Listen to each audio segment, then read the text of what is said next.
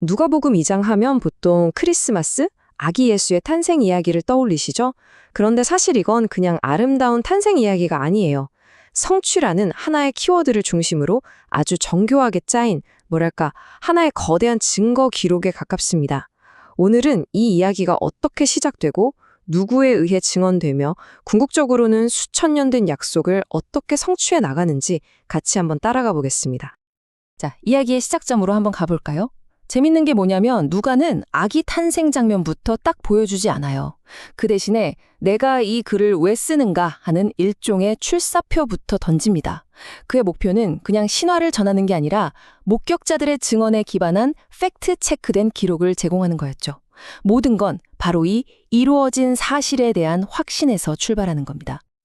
여기서 누가가 쓴 핵심 단어 이루어진 사실이라는 말에 우리가 정말 주목해야 합니다. 헬라어 원어로 보면 페플로로 포레메논이라고 하는데요. 이게 단순히 일어난 일 정도가 아니에요. 하나님의 계획에 따라 완벽하게 완전히 성취되고 확증된 사건들, 이런 아주 묵직한 의미가 담겨 있거든요.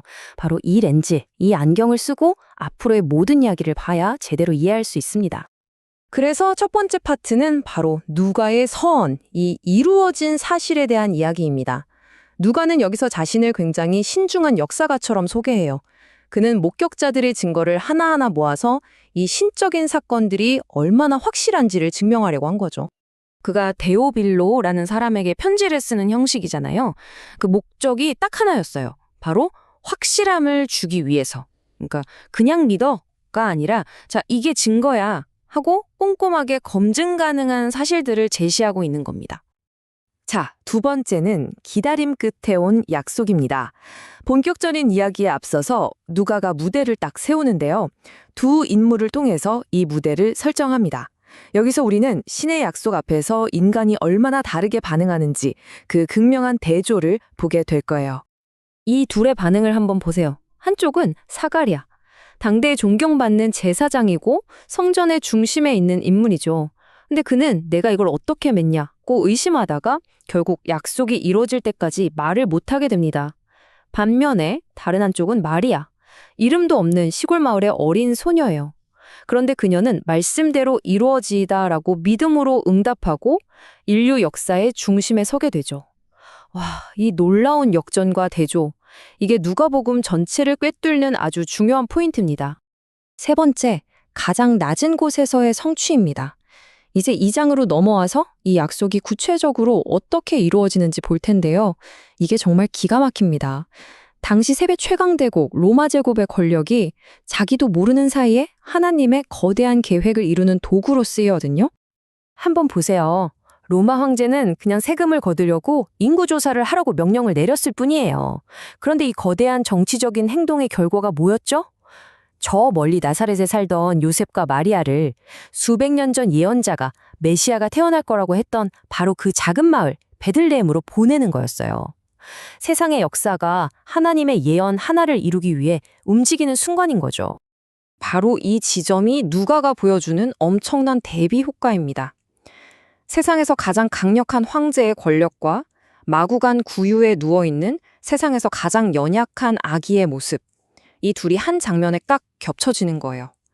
세상의 가장 큰 힘이 하늘의 가장 겸손하고 위대한 목적을 위해서 자기도 모르게 봉사하고 있는 거죠.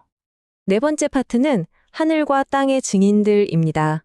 아니, 이렇게 어마어마한 사건이 벌어졌는데 증인이 없으면 안 되겠죠? 누가는 여기서 마치 유능한 변호사처럼 하늘의 증인과 땅의 증인들을 차례로 법정에 세웁니다. 그 증언을 켜켜이 쌓아 올려서 누구도 부인할 수 없게 만들어요.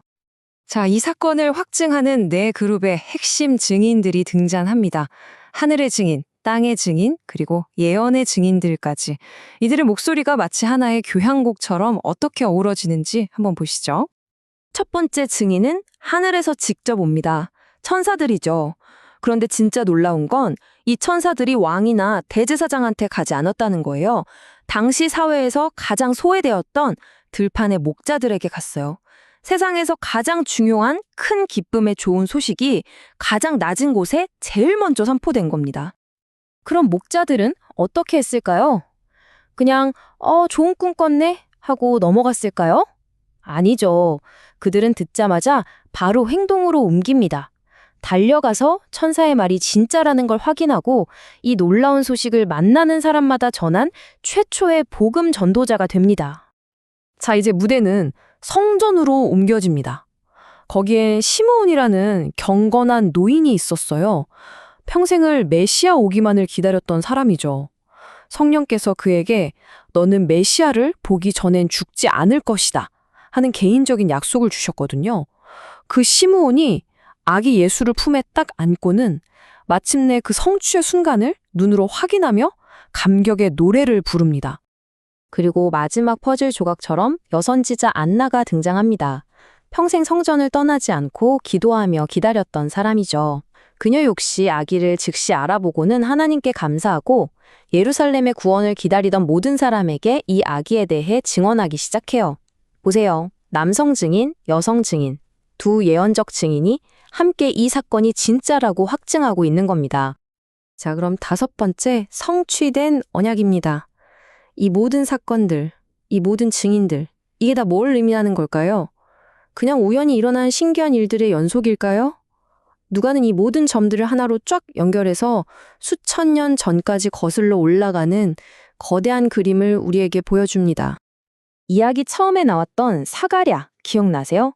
말을 못하다가 입이 풀리자마자 그가 뱉은 첫 마디가 바로 예언이었잖아요. 그는 이 아기의 탄생이 그냥 단발적인 사건이 아니라 하나님께서 우리 민족의 조상 아브라함과 맺으신 아주 오래된 언약의 성취라고 선포합니다. 결국 누가복음 2장의 이야기는 새로운 이야기의 시작이 아니었던 거예요. 오히려 아주 오래된 이야기의 클라이맥스였던 거죠. 예수의 탄생은 한 개인의 이야기가 아니라 온 세상을 구원하시려는 하나님의 그 오랜 약속이 마침내 역사 속 현실로 성취되기 시작하는 바로 그 결정적인 순간이라는 겁니다. 이처럼 누가는 우리에게 역사를 그냥 흘러가는 시간의 나열이 아니라 하나의 거대한 목적을 향해 나아가는 의미 있는 이야기로 보도록 초대하고 있어요. 그리고 이 이야기는 2000년이 지난 오늘 우리에게도 똑같은 질문을 던집니다. 하나님의 약속은 때로 가장 예상치 못한 방식으로 가장 낮은 곳에서 이루어지기도 합니다. 우리는 과연 그 증거들을 알아볼 준비가 되어 있을까요?